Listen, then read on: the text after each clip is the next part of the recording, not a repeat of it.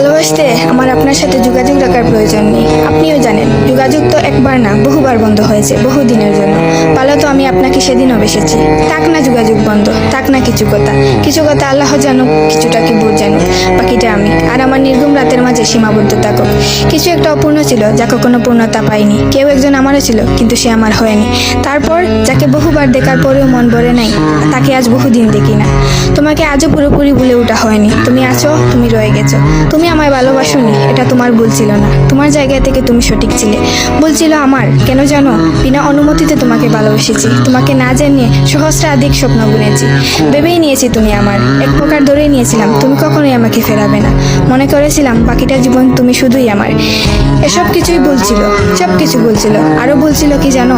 আমি বোধহয় জানতাম তুমি ঘৃণা করতে পারো না, তুমি অবহেলা করতে জানো না, তুমি তুচ্ছ তাচ্ছিল্য করতে জানো না, তুমি অসহায় করে দিতে জানো না, তুমি অপমানের সুরে কথা বলতে জানো না।